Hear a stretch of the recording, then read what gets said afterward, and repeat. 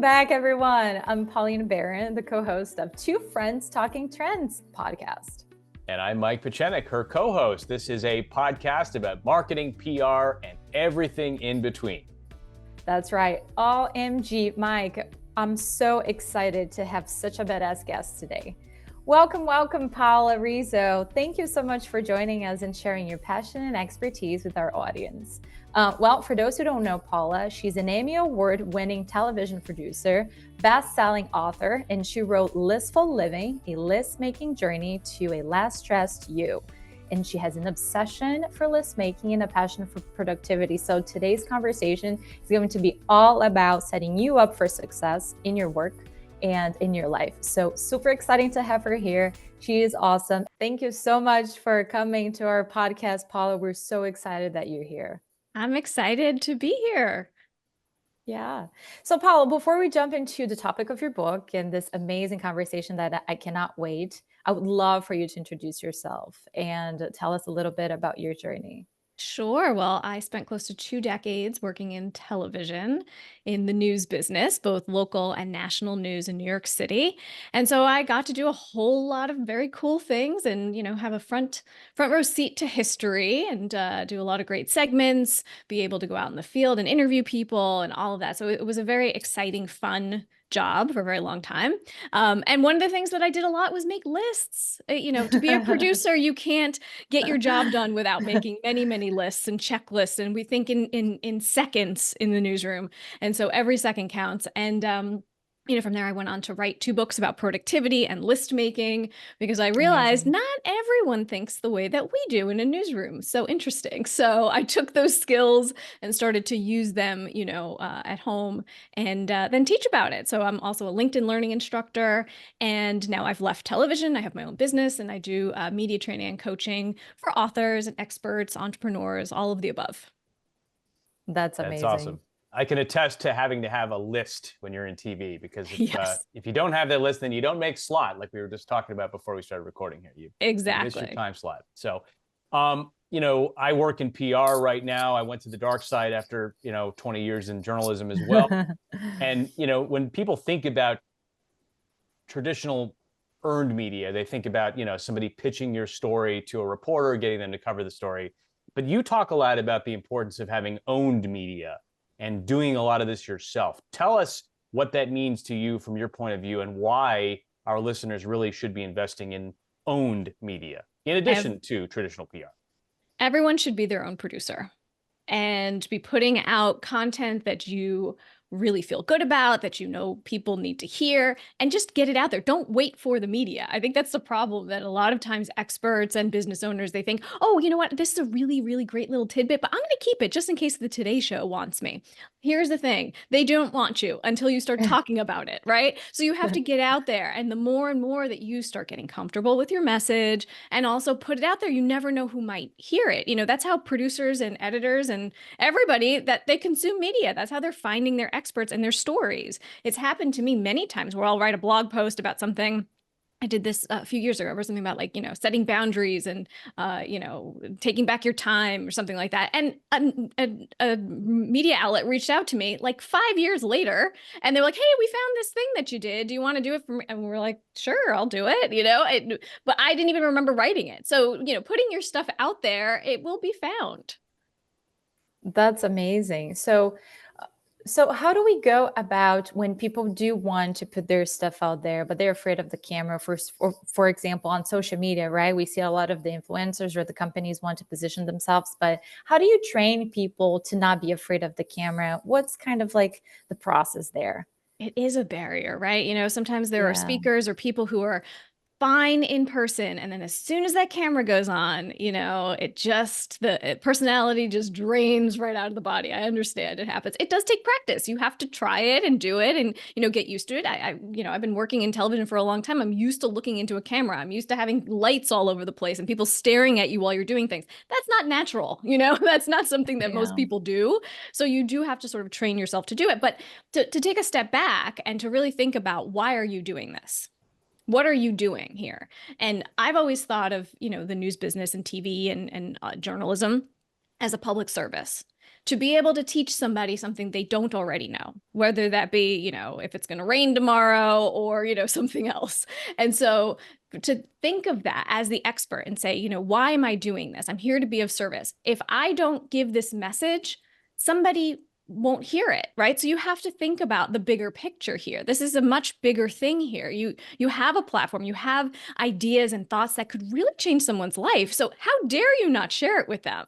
And when you sort of take a step back and you think, oh, it's not actually about me, it's about someone else and how I can help them, that oftentimes will get people a little bit more comfortable sharing, because now it's the spotlight is off of you. No one cares about the lighting. I mean, I do care about the lighting, but a lot of times people will say, oh, I'm not going to do TV because or video because my lighting is not good, or I don't have the right microphone, or, excuse after excuse after excuse. None of that really matters. The message is what matters. Let's get to that first. So once I start to tell people that, a little bit of the scariness goes away just a bit.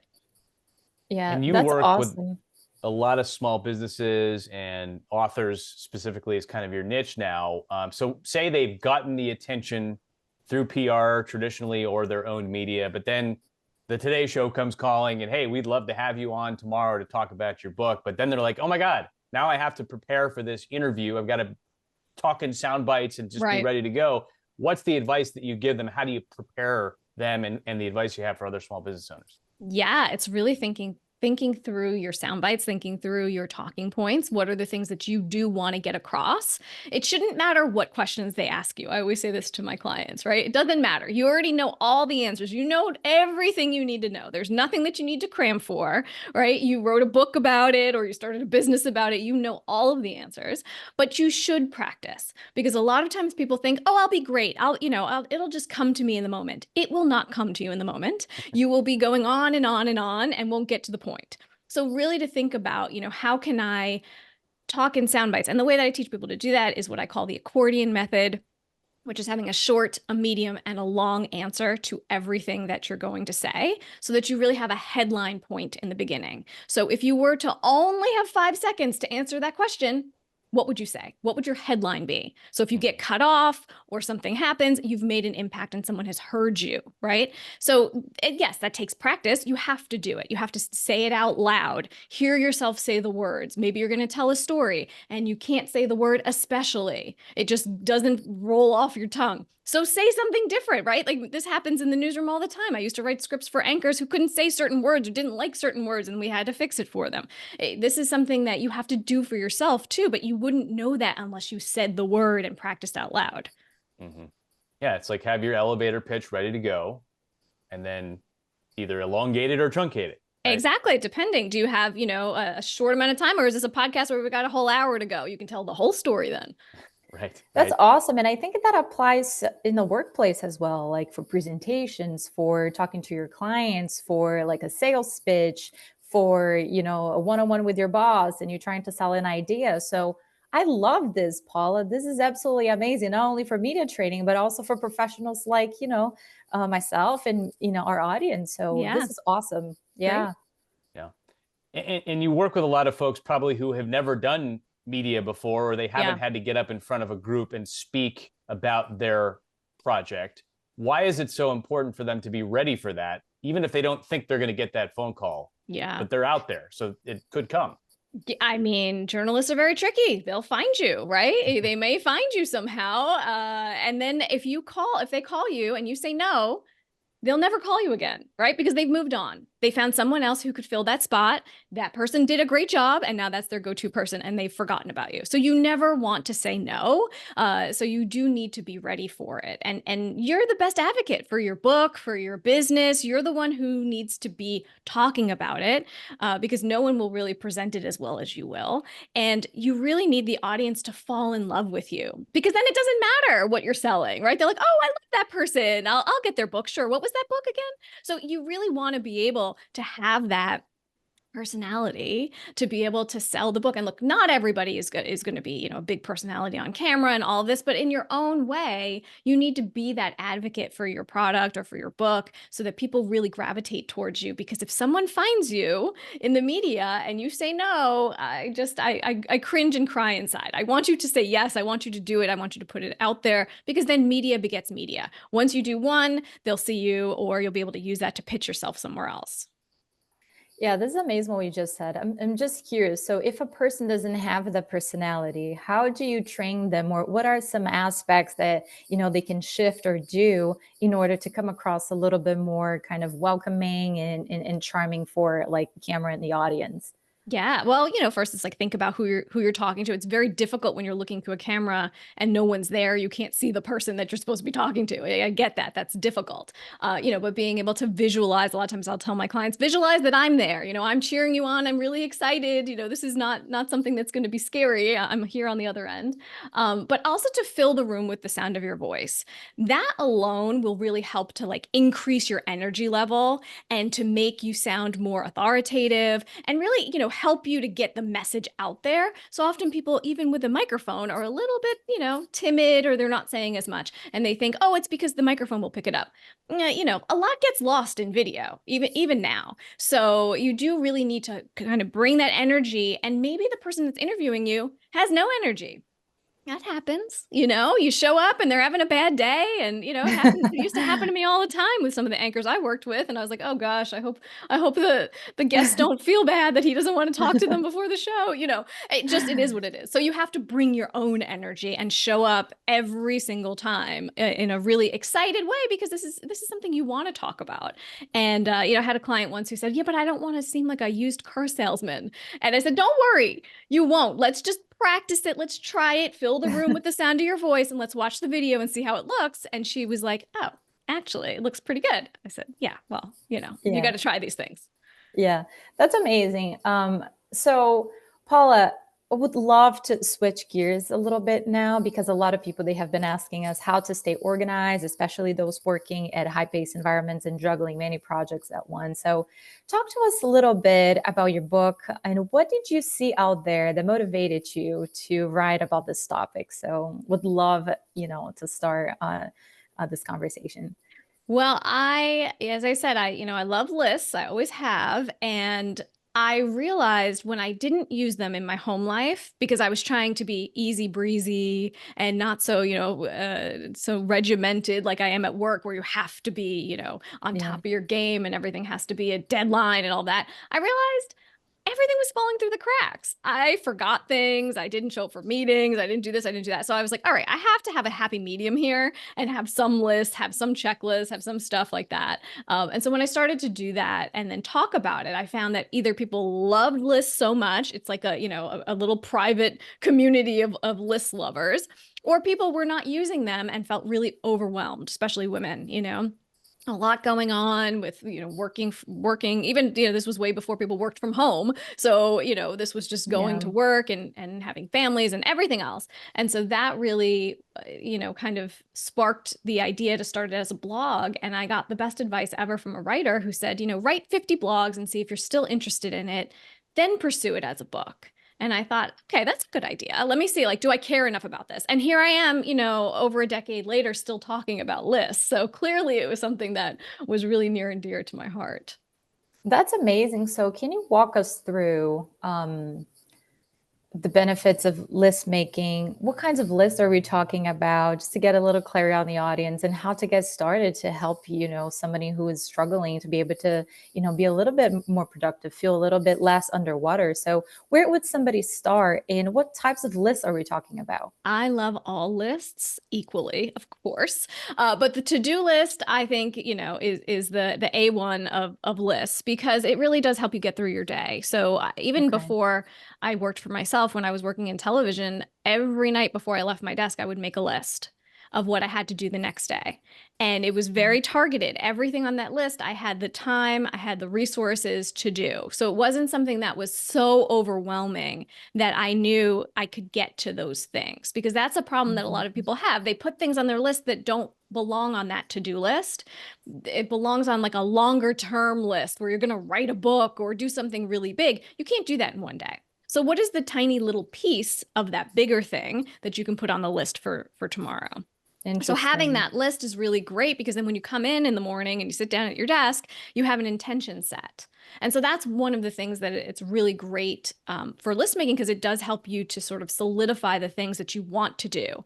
Writing it down, being able to put it even in an app or whatever, it doesn't have to be handwritten, but it really does something in your brain that sort of solidifies, okay, these are my intentions for the day. This is what I want to be able to do. And then the day, of course, goes with or without you. And sometimes you don't get to all the things on that list, but having that to go back to and have it as sort of a, an anchor for yourself is really great. I mean, in the news business, we have a rundown.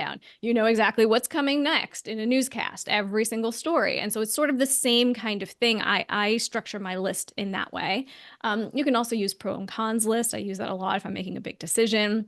That's always helpful. But, even having checklists are really helpful if you're going to be doing any kind of media, right? Before you do something or before you record a video, making sure that you have everything that you need so that you make sure you hit record. And that wonderful take that you did came out really, really well. And you captured it for sure. So my wife loves the to-do list. She has, her lists have lists, it feels like. And she suffers from what I like to call list paralysis sometimes, though, where she's got so much and she's got all these great ideas. She's done this brain dump and it's all in front of her, but then she just gets overwhelmed and then doesn't do anything on the list. And so it just sort of like festers there. What's your advice in that case? Yes. Well, it is a little bit of procrastination, but rewriting the list really does help to be able to look at that mess of a list that you made and say, okay, what can I actually get done? And part of that is really knowing yourself and understanding timing. So this is another thing that I've taken from TV. As TV professionals, we know how long 30 seconds is. We know how long a minute is. And so most people don't think like that, but I want people to start timing themselves when they do things. Like in the morning when I do my makeup, I time myself because I want to know how long does it actually take? Because I know if I'm in a rush, am I going to do the short version or the long version? Do I have enough time? So I know exactly how long things take. And that's what happens to people who have lists that go on and on and on. It's you're setting yourself up for failure because you could never do that thing in one day, right? There's too many things on that list. So what could you do? And knowing yourself best as well is really helpful. And I talk about this in my second book, Listful Living. It's all about your productivity style. How do you like to work best? Some people are early birds and are able to get stuff done really early. So then you should stack your day that way and put those type of tasks on your list then, but you do have to pay attention, see how you are able to get things done. And maybe, there are some things on that list either you don't want to do, you'll never do, or you can give to someone else to do, right? Something you can outsource. That's so amazing because I feel like I love lists, but I don't use lists enough. And I'm that kind of like brain that just brainstorms and has like the plan inside my head. So what would you recommend for someone like myself who has already figured out in your head? So is it going like the list very detailed? So talk to me a little bit about how to approach lists when there's just like too many strategies, too many things happening at once. And I need to organize my thoughts and priorities there. I always like to get the list out of my head and onto paper or on the computer or whatever it is, because that's brain power that you don't need to be using to remember things, right? You don't want to remember it. So I would say just do a brain dump first. You have a lot of ideas, you have a lot of things, it could be over several days. It doesn't have to be in one sitting. As you're thinking of things, just write it all out, and then you can organize it later and you can decide, how do you like to do your list? Like I said, I like to do mine as daily lists. Some people do weekly lists. Maybe you want to do it by project or, by client or whatever it is. You'll figure out what works best for you, but I like to just have everything out of my head. And then from there, I can make it a little bit more organized. Yeah, that makes a lot of sense. I got a question from professionals. They're asking about Asana and all of those Monday.com, platforms. How can you best utilize them? Because it is kind of like a task, but is a task the same thing as a list? So can you talk to us a little bit about the difference there? Yeah, I use Asana and I've used it for a long time with my team. It's really nice when you have other people that work with you so that you can see what's on their list without, peeking too much or micromanaging or, everybody knows what the deadline is. Everybody sees it, that it's there. So you can ask questions about it or whatever. It's very good. But I like that because it does help you if you're doing projects, and then to have people who have different pieces of the project, like you can't check off the whole project until maybe 3 people do something else. So it's helpful to be able to see all of those things. I also have a list that I make too, like my own daily to-do list. So I use both in conjunction with each other in that way. But I think it's important because a lot of times you don't realize how much of the things that you're doing in business especially are you can make it into a template. You can make it into a standard operating procedure because you're doing it again and again. It's exactly the same. I got a new media training client. The steps are exactly the same. So now we have a template in Asana. As soon as I get a new client, we make that template, we personalize it for that person, and all the tasks are the same every single time. So that way, everybody, and if you have someone new on your team, it's just everything is really clear of what to do. So it's not in your head as the business owner. You're the only one who knows how to do it. This way, at least you have it in another place that people can help you. Wow, really amazing. I've learned a lot. I'm going to go make a list about all the things you So Paula, what is next for you? Are you writing a new book? Tell us a little bit about what's coming. What can we expect from you? Because this is just awesome, amazing insights and conversation that I really want our audience to start following you and, getting all of your tips. Oh, well, thank you. Yeah. I mean, I'm my own guinea pig. So, I test out all of this stuff. I do a lot of media myself. I talk about lists. I talk about whatever anybody wants me to talk about, I talk about, which is fun. But then I get to have those experiences and bring them back to my clients too, to say, oh gosh, this is what happened. And this anchor said this, and I hadn't expected it. And so here's how I dealt with it. So it's fun to be able to sort of use myself in that way to test out some of the things that I'm teaching. And I'm also working on fiction. So that's been really fun. Because it's totally different, and I'm not able to use as many lists as I would like because it's much more like creative work, so more fluid. Yes, exactly. So it feels a little strange. My brain is a little unhappy at times, but I do like it. I just, the nonfiction is easier. It's like, okay, here's your table of contents. This is what this is about. That, it speaks to me much more, but it's very fun, and I'm excited for that next book. So we'll see. Great. And if our viewers, listeners want to find you, what's the best place to go? You can find me on LinkedIn, Paula Rizzo, all the social media apps, either Paula Rizzo or List Producer. And of course, my website, paularizzo.com. Awesome. Paula Rizzo, thank you so much for joining us on Two Friends Talking Trends. This has been great. Awesome. Thanks for having me. All right, guys, we'll see you next time.